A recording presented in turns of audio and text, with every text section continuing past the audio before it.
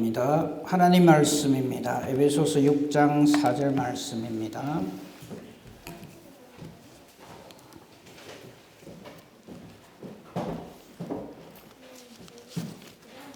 에베소서 6장 4절 말씀.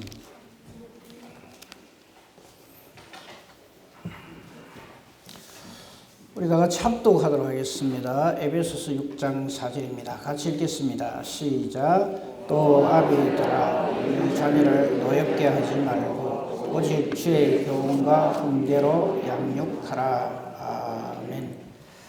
오늘 어버이 주일입니다. 근데 코로나 사태로 인해서 우리 아이들 제가 뭐라 합니까? 죄송합니다. 여러분 제 말씀을 그냥 대충 듣지 말고 열심히 들으라고 한번 그려봤습니다. 오늘 어린이 주일인데요. 저는 오늘 사실 이 말씀 안 하려 했는데 여러분이 그 말 하니까 제가 할게요. 저는 환갑이 지났는데 처음으로 고아가 돼가지고 어린이날을 맞이합니다. 어린이 주일 맞이합니다. 작년 7월 1일에 돌아가셨으니까 아버지가, 어머니는 그 전에 돌아가셨지만 그러니까 아버지 어머니 없이 처음 맞이하는 어버이 주일인 거예요. 물론 저보다 어르신들은 다 아이고 그걸 언제 경험합니까 이래 하는데 아직 그러지 못하신 분들은 나중에 한번 해보세요. 마음이 이상합니다. 아버지 어머니 부를 물론 하나님 아버지 계시지만요. 육신의 이 땅에서의 아버지 어머니를 부를 수가 없어요. 오늘 제가 입고 있는 이게 저희 아버지께서 입으시던 옷입니다. 일부러 제가 입고 나왔습니다.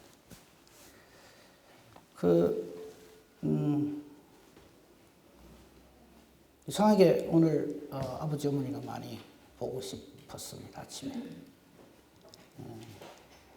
어린이 주일을 맞이하니까 더 그렇네요. 아직까지 아버지 어머니가 이제 육신의 아버지 어머니가 지금 이 땅에 안 계시는 분들은 뭐 어쩔 수가 없지만 계신 분들은 어린이날이라고 버릇없이 굴지 말고 엄마 아빠한테. 우리가 어린이날 참 잘못하는 게 뭐냐. 이날은 어린이가 무슨 짓을 해도 막 놔둔다 이런 생각하거든요. 아닙니다. 야무치게 뭐라 해야 돼요. 그래야 나중에 커가지고 잘 키웁니다. 네 하고 싶은 대로 해라. 오늘 어린이날이니까 숙제 안 해도 괜찮고. 연우가 지금 이상하다는 듯이 나를 목소리 쳐다보는데. 네. 자, 오늘 말씀 다시 한번 합독해 보겠습니다. 시작. 또 아비들아 이 자녀를 노엽게 하지 말고 오직 주의 교훈과 훈계로 양육하라. 아멘. 하나님 말씀입니다. 제가 하나님 말씀입니다라고 시작할 때는 토달지 마십시오 이 말입니다. 절대 순종하셔야 합니다. 생명입니다. 이 소리입니다. 이 말씀만 우선 한번 봅시다. 오직 주의 교훈과 훈계로 하는 이 말씀. 오직이란 말은 유일하다는 겁니다. 대체제가 없습니다. 여러분 아이들 잘 길러야 되잖아요. 부모로서. 길은 딱 하나입니다. 오직 뭐로요? 주의 교훈과 훈계로 말씀으로 이 말입니다. 주님 뜻대로 이 말입니다. 요새 목사님 유행이 안 그렇습니다. 요새는 뭐 해야 되고 그런 소리 하지 마세요. 유일합니다. 오직 주의 교훈과 훈계로 하나님 뜻대로 이 말입니다. 그러니까 하나님만이 진짜 참 주인이시고 진짜 참 부모인 것을 아이에게 미리 가르치십시오. 어릴 때부터. 내가 네 부모다 그러니까 말 잘 들어라. 그런 차원이 아니라 엄마 아빠에게도 진짜 참 주인이시고 참 부모님은 여호와 하나님, 성자 하나님, 성령 하나님 뿐이고 그분만이 참 주인이시고 참 부모 되신다. 이걸 가르쳐야 합니다. 그것이 이 땅에서 하나님께서 우리 아이들을 이 땅에 존재케 하도록 하나님 사용하신 도구가 된 부모된 저와 여러분의 사명입니다. 우리 중에 혹시 저는 뭐 결혼도 안 했는데요 라든지 결혼을 했지만 애가 없는데요 그러니까 우리는 상관없네요 천만에요. 우리 교회 성도 우리 식구들은 전부 가족입니다. 하나님 안에서 한 하나님을 모신 하나님의 자녀들의 모임이 교회입니다. 그러니까 네 새끼 내 새끼 따지지 마세요 제발. 네? 나는 아가 없으니까요 뭐 자가 누구하고 관심도 없고 자가 이래 됐는지 저래 됐는지 관심이 없고 그러면 안 돼요. 전부 하나님이 주신 그러니까 우리 어르신들은 전부 내게 아버지요 예? 어머니요 할아버지 할머니고요. 우리 성도님들은 전부 내 자식들이고 이 어린 아이들은 내 손주들이고 그렇게 생각해야 돼요. 근데 이 안에서 이건 네 새끼 내 새끼 따지고 말이죠. 네? 우리 너가 따지고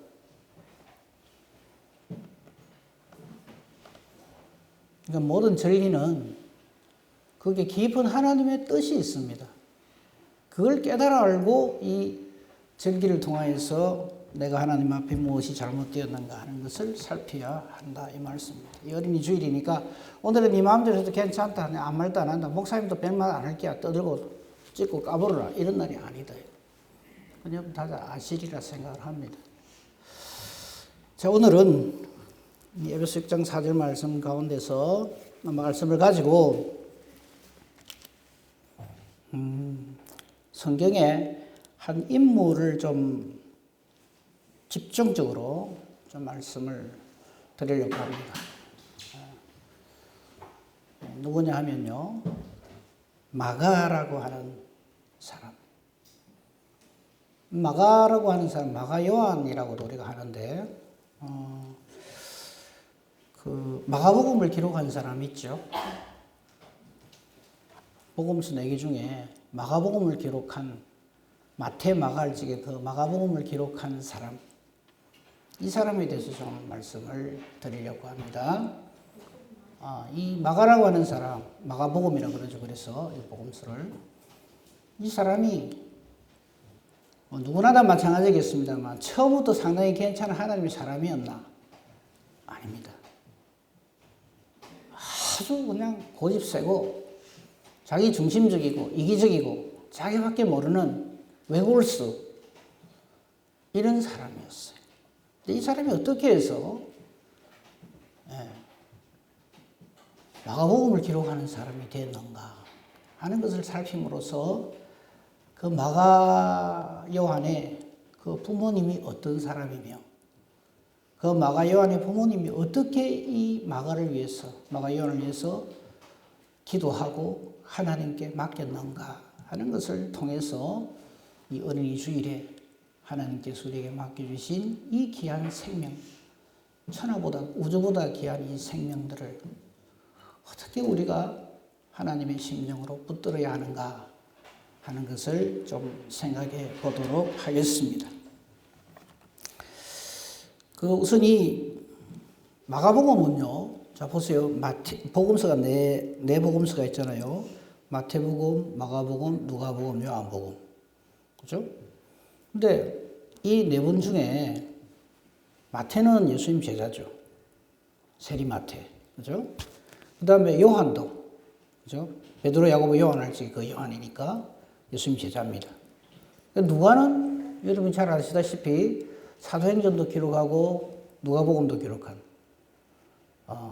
어떻게 보면 그 양으로 보면 신약 성경의 양으로 보면 제일 많은 기록을 한 사람이 누가입니다. 누가복음하고 사도행전 합치면 사도 바울의 13 그 편지보다도 훨씬 길이가 길어요. 물론 그 성경 그 개수로 따지면 사도 바울이 13편의 성경을 기록했으니까 물론 다 원저자는 성령이십니다만은 그렇지만 길이로 보면 누가복음과 사도행전을 기록한 누가가 제일 의사이면서 사도 바울의 아주 오른팔 역할을 했던 그 사람. 이 세 분은 상당히 복음서를 기록할 만한 그런 어떤 위치에 있다라고 볼 수 있는데, 마가복음은 이런 마가에 대해서 잘 아세요? 잘 모르거든요, 대체로 보면. 마가복음의 저자가 누굽니까? 물론 성령 하나님이시지만, 마가복음의 저자가 혹시 누군지 아세요? 예? 다 아시는데 지금 마스크 때문에 말 안 하시는 거죠, 그죠? 예. 베드로입니다. 베드로가 구술을 한 것을 마가가 기록을 합니다. 그래서 마가복음이 사실은 사복음서 중에 제일 먼저 기록되어 있다라고들 그렇게 대부분의 학자들이 그렇게 주장을 합니다. 물론 그 중에는 마태복음이 제일 먼저다 하는 학자들도 있지만, 대체로 마가복음이 가장 먼저 기록된 복음서다 하는데 크게 이의를 제기하지 않아요. 왜냐하면 마가복음 보면 예수님, 마태복음이나 누가복음처럼 예수님 어린 시절이 있는 것도 아니에요. 또 요한복음처럼 예수님의 본래 존재의 의미, 태초부터 있는 생명의 말씀, 이렇게 시작도 안 합니다. 예수님 공생의 처음 시작 때부터 기록이 시작이 돼요. 공생이 시작하신 약 30세부터 그 다음에 십자가에 죽으시고 부활하실 때까지의 그 3년간의 기록만 기록한 성경이 바로 마가복음입니다. 그리고 또 이런 마가복음 읽어보시면 대체로 이렇게 필체가 조금 약간 짧고 거칠어요. 툭툭툭툭 단문 형식으로 되어 있어요. 베드로가 이 구술을 하고 그걸 그대로 받아 적은 거예요, 마가가. 그래서 완성된 성경이 마가복음입니다. 물론 성령 하나님께서 베드로의 입을 통해서 또 마가의 손을 통해서 그렇게 기록을 했죠. 물론 그 자료도 수집하고 하는데 마가가 수고한 것은 부인할 수 없습니다만요.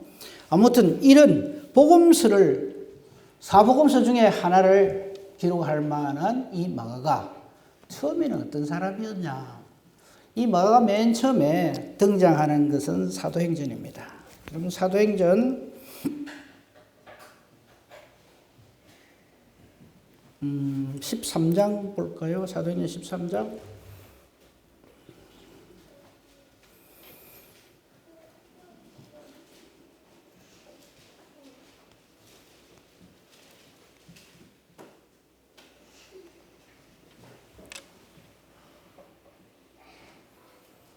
네, 13장 조금 밑으로 내려가 보세요. 5절, 여기 있네. 5절 보세요. 여기에 5절에 보면 두 사람이 전도 여행을 떠납니다. 이게 이제 우리가 흔히 말하는 사도 바울의 1차 전도 여행인데, 이때 바울하고 같이 동력한 사람이 누굽니까? 바나바예요. 두 사람이 바울 1차 전도 여행에 같이 갑니다. 그럴 때 수행원으로 데리고 간 사람이 바로 이 마가라 하는 요한입니다. 이 성경에는 사도행전 나중에 다시 살피면 알겠습니다만요. 이 요한을 마가라 하는 요한 이렇게도 기록이 되어져 있어요. 그러니까 요거를 일단 먼저 좀 아실 필요가 있습니다. 이 1차 전도 여행 때에 이렇게 데리고 가는데 중간에 이 마가가 돌아가 버려요. 그죠? 13장 13절을 한번 보세요. 거기 보면 바울과 및 동행하는 사람들이 바보에서 배 타고 밤빌려에 있는 포가 있는데 요한은 그들에게서 떠나 예루살렘으로 돌아가고 이런 거예요. 중간에 이 마가라는 요한이 1차 전도 여행 중에 같이 수행하다가 중간에 그냥 나는 그냥 떠나갈랍니다 하고 예루살렘에 자기 집으로 가버려요. 왜 이렇게 가게 됐냐 하면 이 13장 13절에 아주 중요한 포인트가 있어요. 바울과 및 동행하는 사람들 이렇게 표현이 돼요. 그러니까 그 전에 처음 시작할 때는 바나바와 바울이 이렇게 출발을 했는데 전도 여행을 하는 중에 이런 표현이 좀 이상합니다만 그 전도 여행의 주도권을 바울이 지게 돼요. 그러니까 이 요한이, 마가라는 요한이 이게 못마땅한 거예요. 그래서 중간에 수행하는 그 일을 딱 그만두고 그냥 가버립니다. 왜 이렇게 하느냐면 골로새 4장 10절을 한번 보세요. 거기 보면 천천히 띄우시고요. 골로새 4장 10절에 보면 이 마가라 하는 요한이 누구라고 되어 있느냐 하면 바로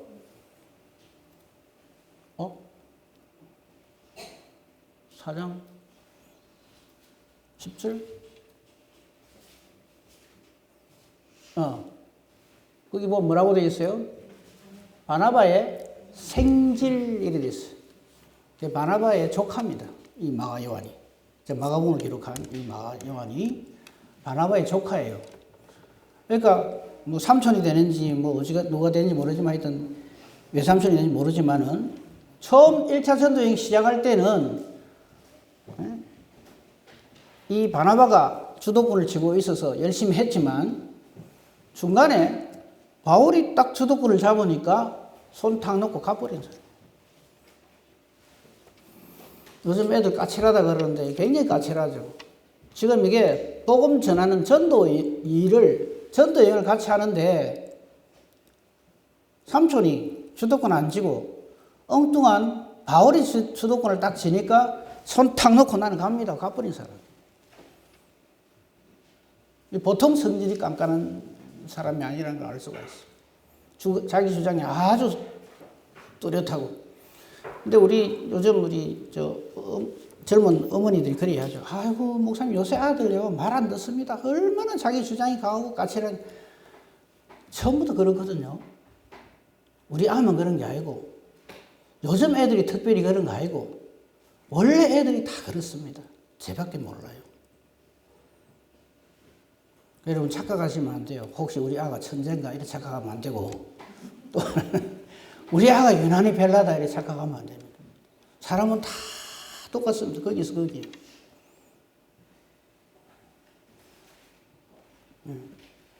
하나님의 특별하신 은혜와 도우심이 없이는 사람 안 되는 게 이게 사람입니다. 근데 이제 우리 부모들은 워낙 아이를 사랑하다 보니까 우리 아가 특별한 줄로 자꾸 착각을 하죠. 하나 특별한 공통점이 있어요. 죄 짓는 데는 아주 특별합니다. 전부 다. 기가 막혀요. 이 마가라는 요한도 죄를 열심히 하겠다고 달라붙었다가 수 틀리니까 그냥 탁 손 놓고 가버리는 거예요.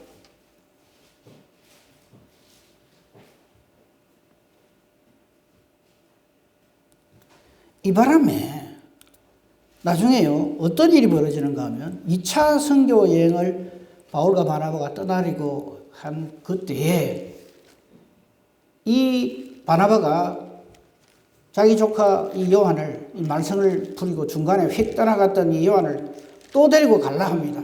그러니까 바울이 가만히 있겠어요. 그 친구 데리고 가면 안 된다 이래가지고 둘이 아주 대판 싸움한 내용이 나오죠. 사도행전 13장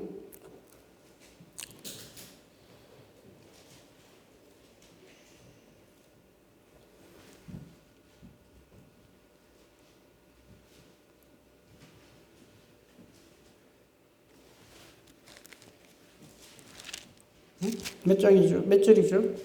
저 어느 기억이 안 나는데.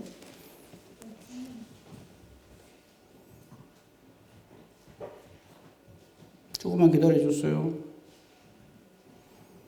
36절입니까?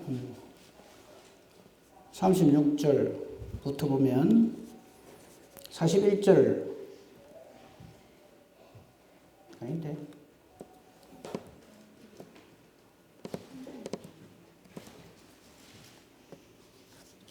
15장이구나. 그죠? 15장 39절을 보세요. 15장 36절부터 볼까요? 여기 보면 며칠 후에 바울이 바나바 보고 이제 2차 전도여행 가자 이렇게 얘기를 해요. 가는데 37절에 이 바나바가 마가라 하는 요한, 이렇게 성경에 이 요한이라고 기록될 수도 있고 마가라고 기록될 수 있고 여기 보면 마가라는 요한, 저기 이제 자기 조카죠. 이 또 데리고 가자는 거야. 2차 전도 여행 때도. 그러니까 바울이 찬성하겠어요, 안 하겠어요? 전에 한번 낭패를 봤는데 수행원으로 데리고 갔다가 중간에 지키고 나쁘고 휙 따라간 놈인데 안 된다 이래 된 거예요. 그죠? 바울은 반빌려 자기들처럼 함께 일하러 가지 않은 자를 데리고 가는 게 옳지 않다. 그러니까 둘이 어떤 일이 벌어집니까? 39절 결정타가 39절인데. 저거죠. 서로 심히 다투어 피차 갈랐어요. 그래 2차 전도 여행부터는 바울은 바울대로 바나바는 바나바대로. 그래서 사도행전에 이 바나바에 대한 행적이 또 끊어져요. 나중에 나오긴 합니다만요. 이렇게 말썽을 일으킨 사람이 누구냐면 마가라는 요한입니다. 이랬던 사람이 나중에 어쩐다고요? 마가복음을 기록해요. 도대체 무슨 일이 있었기에? 이 말썽꾸러기가. 여러분, 우리 애들 막 떠들고 막 이래, 외비 시간에 막 이래 하면 막 야단칠 적에 목사님도 주로 그러잖아. 또 있어 나중에 저거 뭐가 될지 모릅니다. 이러잖아요. 그게 다 이유가 있어요.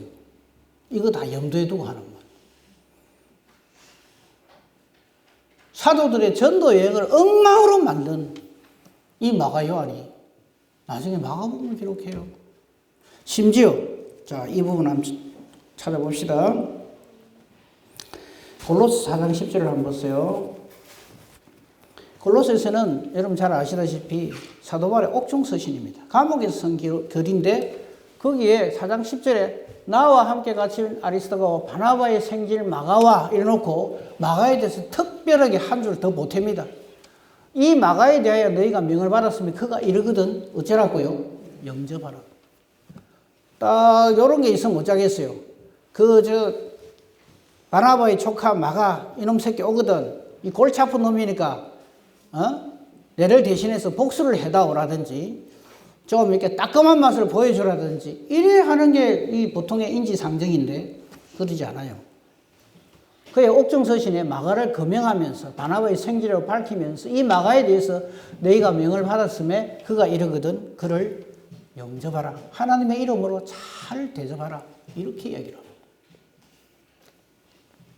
제가 이걸 계속 얘기하는 이유는 도대체 그에게 무슨 일이 있었기에 이걸 나중에 결론으로 말씀드리기 위해서 이렇게 하는 거예요. 그 다음에 또 있습니다. 빌레몬서 1장 24절에 보면 빌레몬 역시 사도 바울의 글이죠. 역시 옥중서신입니다. 1장 24절에 보면 빌레몬에게도 이렇게 뭐라고 표현하냐면 마가에 대해서 또한 나의 동력자 마가 이렇게 표현합니다. 자기 동력자라고 표현합니다. 사실 자기를 반대하고 자기를 비방하고 자기를 떠나갔던 자기 삼촌하고 라이벌이라고 생각하고 사도 바울의 주도권을 지니까 기분 나빠서 떠나갔던 손 털고 떠나갔던 그를 향하여서 사도 바울은 나의 동력자 마가라고 표현합니다. 디모데후서 4장 11절 볼까요? 여기 보면 이 디모데후서는 사도 바울의 순교 직전의 편지입니다. 믿음의 아들 디모데에게 쓴 목회 서신인데 여기 보면 뭐라고 이야기하는가 하면 누가만 나와 함께니라 해놔놓고 이 누가가 바로 누가복음을 기록한 그 사람이에요.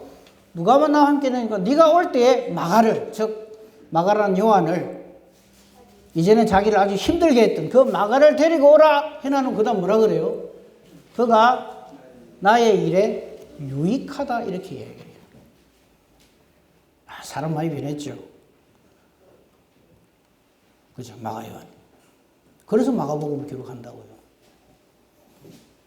마지막으로 아까 이 마가복음을 베드로가 말을 하고 구술을 하고 마가가 기록했다 했는데 그 베드로의 말을 한번 봅시다. 베드로전서 5장 13절에 보면 기가 막힌 표현을 해요. 5장 13절에 보면 이렇게 말을 해요. 택하심을 함께 받은 바벨론에 있는 교회가 내게 문안하고 그 다음 뭐라 그래요? 내 아들 마가도 그래. 베드로 진짜 아들이 마가가 아니라 이 마가복음을 기록한 마가. 그러니까 나와 함께 있는 이 마가가 그래서 마가복음을 기록했다. 내 아들이라는 표현을 해요. 베드로가. 그러니까 아들과 같이 생각하는 거예요. 그러니까 이 마가 요한이라고 하는 인물에 대해서 우리가 점점 더 초점을 맞출 필요성을 어째서 그가 이렇게 바나바의 생질일 뿐만 아니라 이 바울에게 있어서 참 나의 유익이 된다, 나의 동력자라고 표현을 하고 그 다음에 베드로 같은 사람은 내 아들이라고까지 표현을 할까?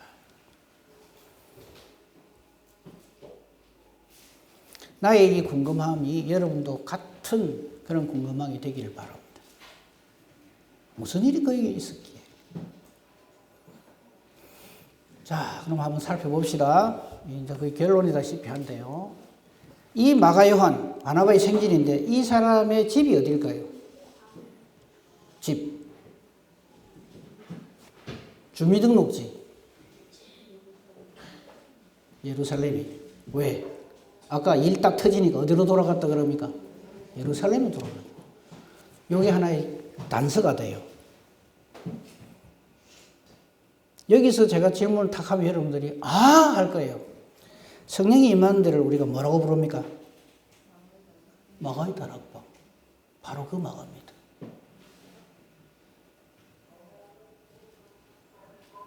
예수님이, 저는 그 표현 별로 안 좋아합니다만 최후의 만찬이라는데 저는 최초의 성찬식이라고 자꾸 표현하고 싶은데 그 버린 데가 어디입니까? 그거 안 찾을게요. 여러분 성경을 잘 아시니까 기억하실 거예요. 예수님께서 낙이 몰고 온나 뭐 이거 하시잖아요. 그죠? 마지막 그 예루살렘 입성하실 때. 그러면서 또 하나 말을 하죠. 6월절 베푸는 그 잔치 자리가 있어야 되는데 어디서 준비할까요? 그러니까 가거든. 낙이 끌어오는데 주인이 뭐라 하거든 주께 서시겠다 하고 또 예비된 사람이 있다 그랬죠. 그 사람이 가서 주께서 그 6월절을 지킬 그 처소를 예비한 그 사람을 예수님이 알려주세요. 갔더니 준비가 다 되어 있는 그 방으로 안내를 하는 그 내용이 있죠. 그거 안 찾아도 되겠죠. 마가복음 14장을 한번 봅시다. 마가복음 14장 12절부터 16절까지 한번 보세요.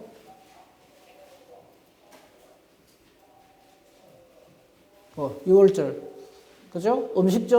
유월절 음식을 잡수시기 준비하기를 원하시나이까 합니까? 제자 중에 둘을 보내면서 성내에 들어가라. 무한동이 가는 사람 만날 것을 그를 따라가서 그가 들어간 집주인에게 선생님 말씀이 내 제자들과 함께 유월절 음식을 먹을 나의 객실이 어디 있느냐 하라고 말을 합니다. 갔더니 뭘 준비해놓은 거예요? 그리하면 자리를 펴고 미리 준비를 다 해놓은 거예요. 그래요? 그럼 와서 그럼 한번 와보세요. 내가 준비해 줄게요. 이게 아니고 미리 준비해놔요. 자리를 펴고 준비한 큰 다락방을 보이리니, 그죠? 예수님이 미리 다 얘기를 하시니까 이 다락방이 무슨 다락방이란 말이에요? 마가의 다락방. 이 집주인이 누굽니까? 마가 그러면 안 돼요. 마가의 아버지. 그러니까 마가 요한이라고 하는 이 정말 처음에는 형편은 없었지만 나중에 크게 쓰임받는 이 믿음의 사람, 이 사람 뒤에 누가 있냐면 이 하나님께 붙잡힌 바 되어서 쓰임받는 마가 요한의 아버지가 있다 이 말이에요. 그 마가 요한의 아버지와 같은 아버지가 우리 남자 성도님들이 되셔야 한다 이 말이에요. 하나님이 쓰실 때 하나님 뜻대로 쓰임받는, 이 사람 이름도 안 나오고 아무것도 없어요. 그냥 이래 돼 있어요. 준비하라 하시니 가보니까 그대로 다 돼 있더란 말이에요. 준비가 다 돼 있더래요.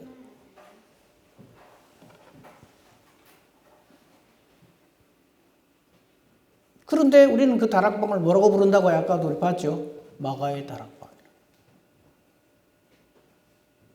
마가라고 하는 사람이 굉장히 잘 준비를 하고 이래서 마가의 다락방이 아니라 그 아버지가, 또 한번 봅시다. 사도행전 12장 12절 한번 보세요. 이 부분은 베드로가 감옥에 갇히죠. 그래가 막 기도하다가 이제 이 하나님께서 천사를 보내갖고 다 이렇게 옥에서 탈출을 하게 돼요. 옥에서 나오게 돼요. 그리고 찾아가는 데가 어디냐면 12장 12절 좀 보세요. 같이 읽어볼까요? 시작. 깨닫고 마가라는 요한의 어머니 마리아의 집에 가니 여러 사람이 거기에 모여서 기도하고 있더라.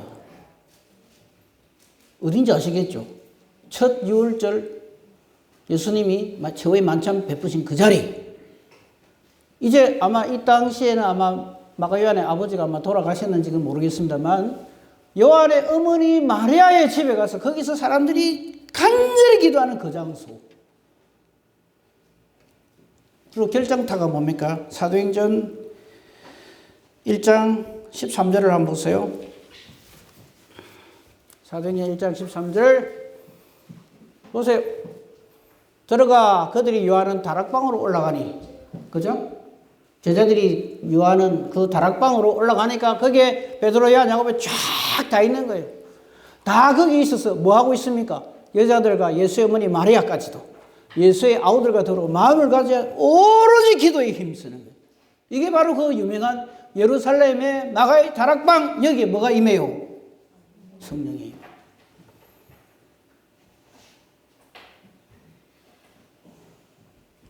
이제 제가 쭉 펼쳐놓은 것을 잘 엮으시면 돼요. 마가 요한이라고 하는 처음에 골치 아픈 자기밖에 모르는 아주 이기적인 하나님 뜻하고 상관없이 이 귀한 전도 여행을 하는 중인데 1차 전도 여행 하는 중인데 자기 삼촌이 대장 안 하고 저 옛날에 스데반 때려 죽이고 예루살렘 교회 풍비박산 만든 저런 놈이 리더가 돼갖고 해? 내가 이런 안 한다. 때려치우고 집에 가버려. 예루살렘으로. 이렇게 돌아온 그 아들을 놓고 하나님 아버지 불쌍히 여겨주시옵소서. 이 새끼 이거 마가 요한 이거 하나님께서 붙들어 주시고 정말 하나님의 참 사람 믿음의 종 되게 해주시옵소서. 하나님의 사람 되게 해주시옵소서. 기도를 누가 했겠어요?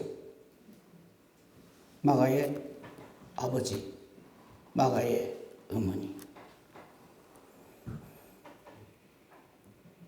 아까 우리 또 아비들아 네 자녀 오직 주의 교양과 훈계로 양육하라 이랬는데 이게 이 땅에 부모된 자들에게 주신 하나님의 선물이라 그래요. 아이를 내 닮아가 똑똑하고 예쁘고 그런 소리 하지 마시고요.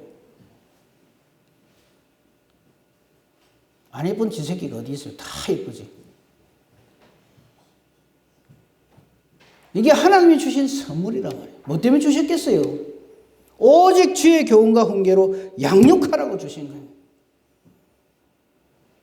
이거 한번 상상해 보세요. 마가 요한이 사고치고 나 때려치운다 하고 이제 돌아와가지고 예루살렘에 돌아왔을 때 그걸 바라보는 마가 요한의 아버지 어머니가 속이 어떻게 했어요?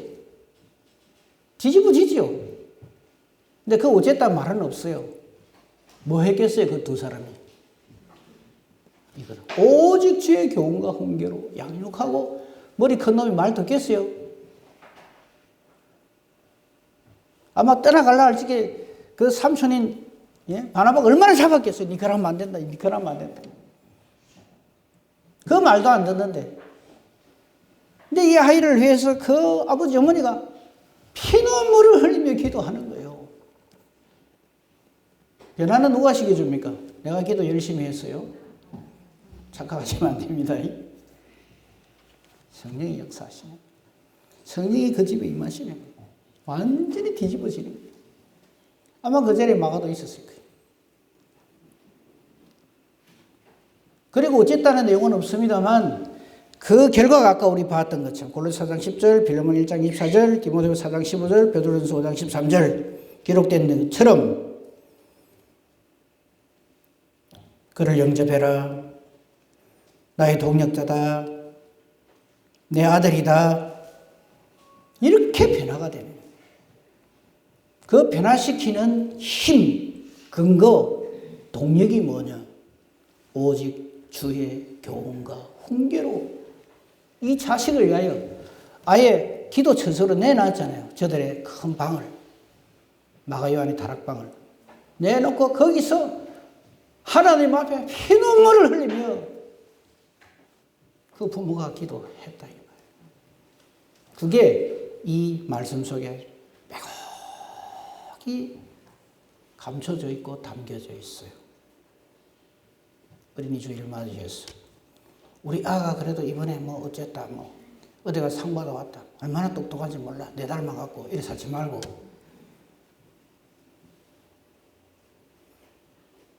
정말 오직 주의 교훈과 훈계로 양육하는 부모. 아유, 요새 아들 부모 말 듣습니까? 지 마음대로 하는데 그냥 우리는 지 특기 살리가고 뭐 지가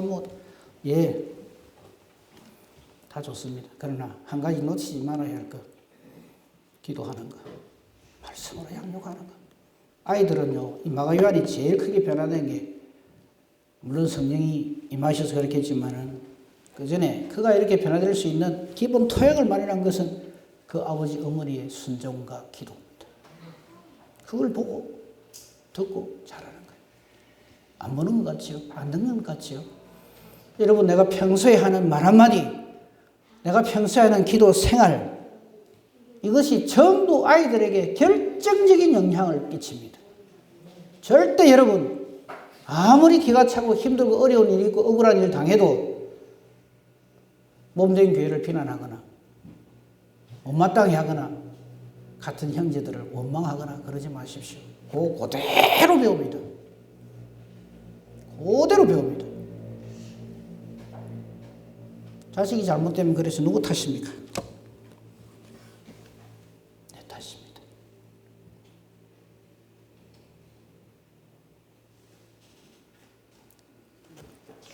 이런 말 절대 하지 마세요. 어디서 저런 게 나와가 뭐 어쩌고 저쩌고. 어디서 나오게 어디서 나와요. 아이들 누구 닮습니까? 딱 자기입니다. 이정희 집사님이 가장 은혜 받은 것은 고개를 카탁카탁카탁 하는 거예요. 내가 기도하면 내 새끼도 기도합니다. 내가 말씀 붙잡고 죽기 살기로 말씀대로 살라고 하면 하나님이 역사하십니다. 잘못 키웠다고 생각하지 마시고. 저는 그런 생각합니다. 내 자식을 보면서 나를 보고 어린이 주의를 주신 하나님 뜻입니다. 너같이 말 안 듣는 자식이 있을까요? 하나님 보시기에. 이런 나도 하나님이 택하셔서 이렇게 하나님 일하라고 붙들어 주시는데 딴 걱정 마시고 염려 마시고 오직 주의 교훈과 훈계로 선물로 주신 우리 아이들을 통해서 더욱 하나님 뜻대로 살고 하나님께 영광 돌리며 사는 복된 저와 여러분이기를 우리 주님의 이름으로 축복하며 축원합니다. 아멘. 감사합니다. 하나님.